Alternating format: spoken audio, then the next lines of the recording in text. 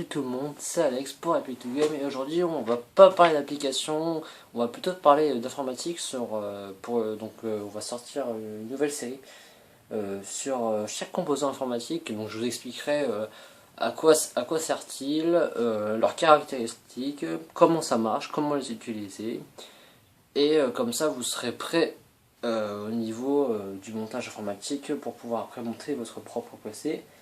Et je vous montrerai bien sûr comment le monter à la fin de la série de vidéos. Donc là, aujourd'hui, on va commencer par la carte mère. Donc, la carte mère, c'est quoi? C'est ce qui va recueillir tous les composants de l'ordinateur. Alors, dans un ordinateur, il faut savoir qu'il a différents composants. Je vais les aborder dans chaque vidéo. Donc aujourd'hui, on va parler de la carte mère. Donc, une carte mère, c'est ce qui va recueillir tous les composants, c'est ce qui va recueillir toutes les connectiques.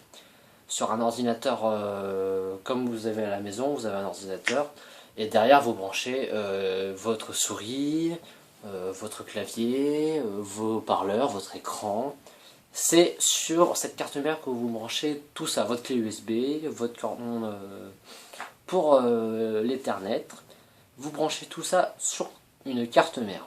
Alors, il y a différentes cartes mères avec différentes connectiques, différents formats. Donc là, moi, je vous présente ma carte mère qui est une Gigabyte GAH61N USB 3. Donc, qui a les dernières connectiques en USB, c'est-à-dire les USB 3, donc qui sont plus rapides que les anciens. Donc moi, c'est une carte mère mini TX. On a plusieurs formats de carte mère. On a les formats standards qui sont les formats ATX. Donc les formats ATX, ils sont, donc, comme je disais ici, ils vont être standards. On a les mini ITX, il me semble qu'on a le micro ITX ou non, je sais plus. Mais on a différents formats et ces formats correspondront au boîtier dans lequel cette carte mère ira. Donc si vous voulez choisir une carte mère, ça va dépendre de plusieurs choses. De 1, le format. Donc vous avez plusieurs formats selon le boîtier que vous allez prendre. De 2, le socket. Alors le socket, c'est quoi? Le socket, c'est ce qui va recueillir le processeur de l'ordinateur. Donc je ferai une vidéo sur le processeur. Donc c'est ce qui va recueillir le processeur de l'ordinateur. Il y a différents sockets. Le socket, ça va être le format, on va dire que ça va être le format du processeur. Donc moi, c'est un socket de 775 donc, qui accueille un Intel Core i3. Donc donc on va dépendre du format, du socket. Et c'est tout. Donc après, si il y a beaucoup de sortes de cartes mères, il y a des cartes mères gamer avec plein de connexions, des cartes mères standards qui vont faire la bureautique. Moi j'ai pris une carte mère parce que je suis musicien, pour faire la musique, parce qu'ils ont deux petites connectiques derrière, des connectiques audio numériques. Donc qui passe avec du numérique, donc c'est du SPD, parce que ça soit un meilleur son. Ensuite, on va parler des différents composants qu'il y a sur la carte mère, c'est-à-dire sur la carte mère on a soudé différents composants. Je ne vais pas rentrer dans le vif du sujet des transistors et tout le reste, mais on va tout de suite aller voir les différentes choses qu'il y a sur cette carte mère. Alors on va déjà passer au plus simple, donc des différentes choses qu'on peut trouver sur la carte mère. Donc on a sur le bord, donc sur la face arrière, donc là on est sur la face arrière de la carte mère, on a les connectiques de périphérique. Alors un périphérique c'est quoi? Un périphérique c'est un écran, un clavier, une souris, des enceintes, une clé USB, c'est tout ça. Un modem, tout ça c'est des périphériques externes, c'est-à-dire qu'on va brancher en externe, c'est-à-dire le clavier il n'est pas sur la carte mère, il est à l'extérieur de la carte mère, c'est autre chose. c'est un périphérique externe. Alors, je vais déjà aborder les différentes connectiques que j'ai sur ma carte mère. Alors, je vous parlais tout à l'heure des connexions numériques audio. Donc, ce sont ces deux petites connexions ici, là et là. C'est donc, je vous disais, du SPDIF. Donc, on a une entrée et une sortie. Donc, si vous regardez bien à l'intérieur quand la carte mère est allumée, c'est rouge, c'est la lumière rouge qui va permettre de transmettre le signal. En bleu, on a la connectique du VGA qui permet de relier son écran à l'ordinateur. Donc on a différents types de connectiques. On a le VGA, comme j'ai moi, le DVI en blanc et l'HDMI en noir qui est là. Donc l'HDMI, il doit être familier, il doit pas être trop familier pour vous parce que vous devez l'avoir sur vos télés pour connecter votre lecteur DVD ou votre console. Il se retrouve aussi sur les cartes mères. Vous pouvez connecter votre télé par exemple sur votre ordinateur. Ou maintenant il y a des écrans qui ont des ports HDMI. Ensuite, vous voyez que donc, des ports que vous connaissez tous, c'est bien sûr les ports USB. J'en ai plusieurs catégories, comme vous le voyez, j'ai des rouges, des noirs et des bleus. Alors moi-même je sais pas trop à quoi certains sont distincts, mais pour être plus simple, c'est les différentes générations.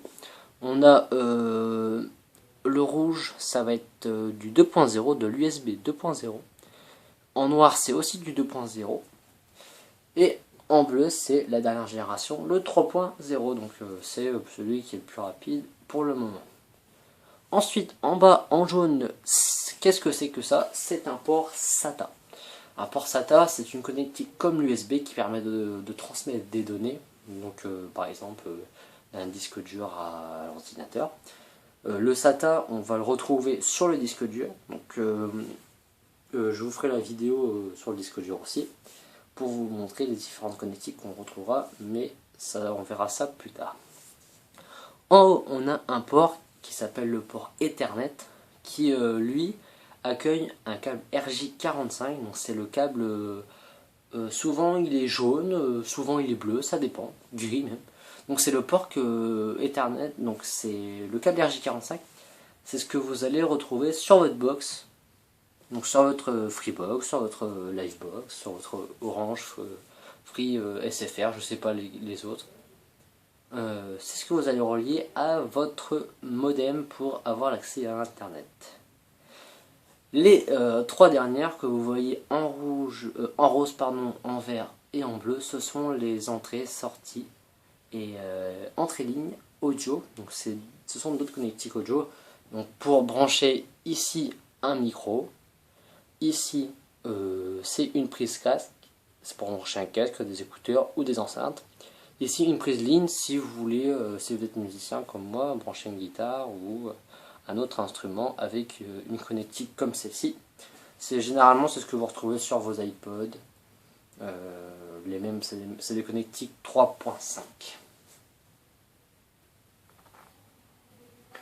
Sur la partie droite de cette carte mère, on retrouve essentiellement une grosse barre bleue. Pour moi, elle peut être de plusieurs couleurs, ça dépend des cartes mères, des marques. Donc cette grosse barre bleue, c'est un port, ou plutôt un slot. Donc un slot, ça va être un emplacement. Donc pour accueillir ici une carte graphique, alors qui va vous permettre déjà d'avoir de l'image et d'avoir une meilleure image selon le modèle de carte graphique. Les gamers, je vous fais pas un dessin, vous savez ce que c'est. Donc la carte graphique, donc plus elle sera puissante et mieux vous aurez une image pour jouer, faire du montage, ça dépend de votre utilisation. Ensuite, donc je vais rester sur ce slot pour la carte graphique. Le nom de ce slot, c'est un PC Express. Alors pourquoi Express, je ne sais pas, pourquoi PC, je ne sais pas. Ça s'appelle comme ça. C'est un slot PC Express. Il existe un autre slot que je n'ai pas sur ma carte mère, c'est un slot PCI qui lui est plus petit que celui-là. qui permet d'accueillir d'autres cartes, que ce soit des cartes son internes, des cartes Wi-Fi, qu'est-ce qu'on pourrait avoir d'autre, des cartes Firewire, des cartes contrôleurs vidéo, pas vidéo peut-être pas, ah si, des contrôleurs vidéo, par exemple si vous voulez enregistrer une image de votre console que vous enregistrez sur ce que vous êtes en train de jouer, une carte interne, ça existe. Et d'autres choses charmantes, et celui-ci s'appelle le PCI. Contrairement à celui que j'ai sur ma carte mère, celui-ci est plus petit. Ensuite, on a un petit, j'appelle ça des pins. Des petits pins, donc on en a 2, 4, 7. On en a 7. Pardon, excusez-moi. On en a 7. Alors, ça va être, ça se nomme F-Audio. Pourquoi F-Audio? Alors, comme vous vous en doutez, ça va accueillir du son. Mais quoi comme son? Alors, sur votre ordinateur, pardon, vous allez voir plusieurs... donc, généralement, c'est 2 connectiques. Un port casque et un port micro. Sur votre boîtier d'ordinateur. Je parle bien. Et donc le port micro et le port casque sont reliés à un câble. Et ce câble va aller de l'ordinateur, et enfin de la tour, et venir se brancher ici. Alors je vous montrerai les différents câbles qu'on peut retrouver dans le boîtier. Mais ici on branchera, on va dire, la façade, on appelle ça la façade avant, donc la façade qu'il y a à l'avant du PC généralement. Donc c'est la façade avant de l'entrée et sortie son, donc la prise casque et la prise micro, que vous avez sur la façade avant de votre ordinateur. Ensuite à droite, vous voyez pas peut-être très bien, ça ce sont les barrettes, donc les slots, donc les emplacements, pour accueillir les mémoires vives. Donc ça c'est quoi? Donc on va en parler tout de suite, juste le temps que je retourne ma carte mère pour vous montrer ce que c'est. Alors voilà, donc on était sur les barrettes de mémoire vive. Alors, j'ai déjà fait une bêtise, j'ai parlé de barrettes. Alors, donc comme je viens de le dire, ça va accueillir des barrettes mémoire qui va permettre de soit booster votre PC ou soit rien d'autre. Généralement ça va, donc les emplacements de barrettes mémoire, donc comme celle-ci. Voilà, moi c'est une Corsair. Alors selon la capacité, donc moi c'est une 4 Go, plus vous allez haut, plus votre ordinateur ira vite. Donc moi vous voyez, moi j'ai une barrette de 4 Go. Et comme vous voyez, elle rentre dedans, donc là je vais pas la mettre. Mais sinon elle rentre dedans comme ça, elle se clipse. Donc c'est ce qui va vous permettre d'augmenter la vitesse. Donc plus vous aurez de barrettes, ou plus la capacité des barrettes sera grosse, et plus votre ordinateur ira vite. Ensuite sur le bord gauche de cette carte mère, donc on retrouve tout plein de connectiques. Donc on va les expliquer. La grosse en blanche ici, c'est un port qui va accueillir l'alimentation, donc un gros câble d'alimentation qui va permettre d'alimenter la carte mère en entier. Ce port, ça s'appelle donc c'est tout simplement le P24. Pourquoi? Parce qu'il y a 24 connectiques. Donc c'est un gros câble que je vous montrerai dans la vidéo de l'alimentation. C'est un gros câble qui va se brancher là, qui a 24 connexions. Ensuite, là vous voyez, j'ai différents pins, comme j'appelle ça.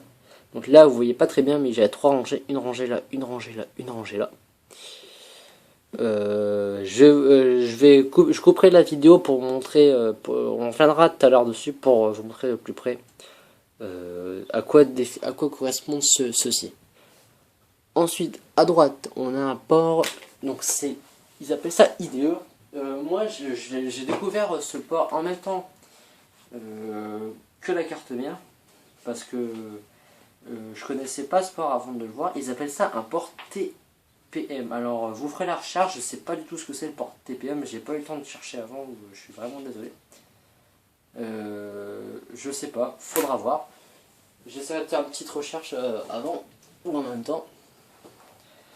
Donc ensuite en bleu vous voyez là ce sont des ports SATA. Donc on en parlait tout à l'heure des ports SATA sur la face avant, la face arrière de la carte mère. On parlait des ports SATA. Alors ceux-là vont accueillir un disque dur, un ou plusieurs disques durs, ça va dépendre. Donc moi j'en ai que deux parce que ma carte mère c'est une petite, donc il faut regrouper tous les éléments dessus, sinon il y en a où il y en a au moins 8 ou voire 10. Donc c'est des ports SATA, je crois que c'est des 2.0, c'est 2.0 ceux-là. Donc vous pouvez brancher dessus un disque dur ou un lecteur CD-DVD. Ensuite, tout à droite ici, on a un port où il y a 3 pins et ça va accueillir les ventilateurs. Alors pas n'importe lequel.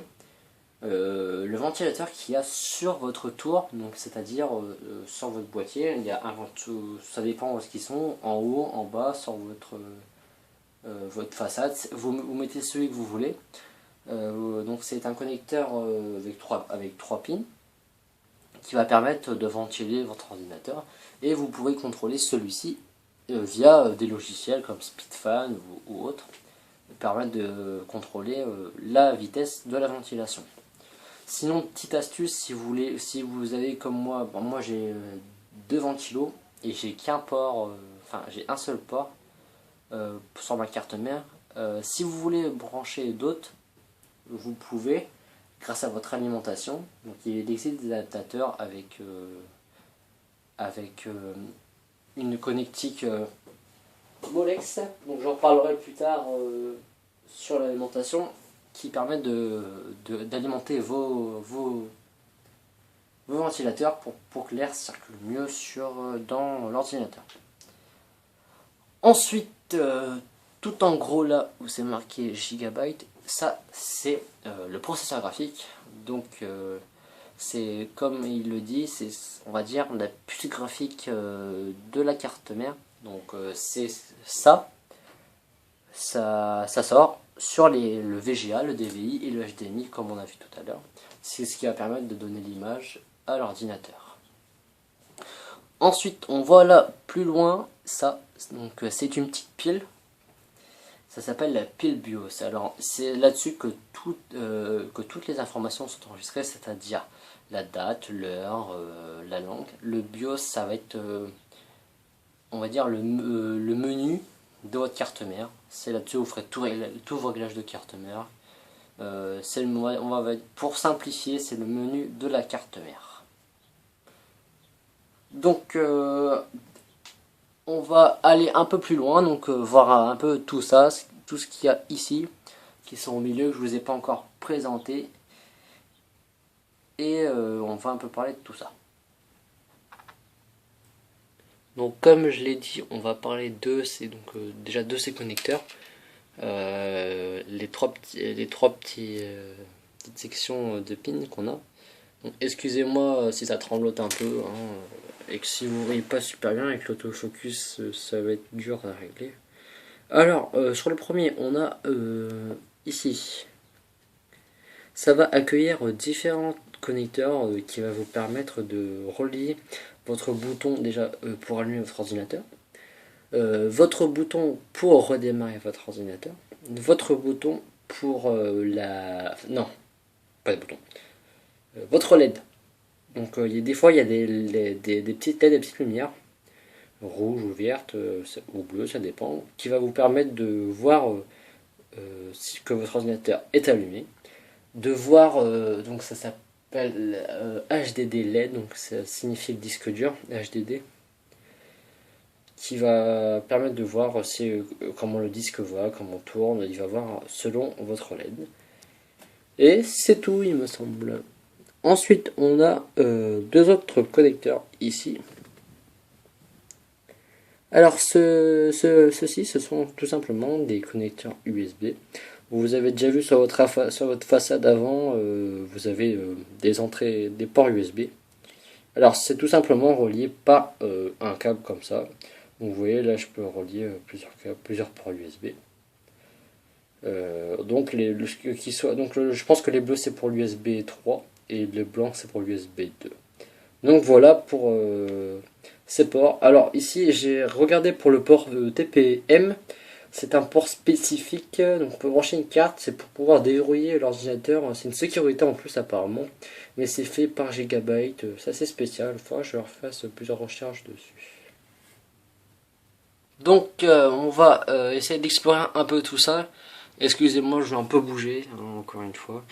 Donc ici on a un truc gros et essentiel. C'est le socket. J'en parlais tout à l'heure du socket, donc ça va dépendre, donc votre carte mère va dépendre du socket. C'est ici qui est mis le processeur, tout simplement. Je vous en parlerai peut-être un peu plus si je vous présente un peu le processeur. Donc c'est ici qu'on va accueillir votre processeur. Il suffit de retirer cette languette, relever ça et poser votre processeur dessus. Ensuite, on retrouve un petit connecteur avec 4 broches. Ah, broches, c'est ça que je cherchais comme broche au lieu de pile. Donc, ce sont des broches. Donc, 4 broches. Donc, c'est pour alimenter le socket, donc c'est-à-dire alimenter votre processeur. Et là-dessus, on va brancher un connecteur. Donc, c'est un P4. Tout à l'heure, on a parlé du P24, du P1. Donc, c'est P20 ou P24. Vous pouvez avoir 4 en plus. Et on a sur notre alimentation un autre connecteur avec 4 ports, 4 broches pour alimenter uniquement le processeur. Ensuite ici on retrouve un connecteur avec 4 broches qui est un peu ressemblant à celui qu'on a vu, c'est-à-dire celui-ci qui servait pour la ventilation.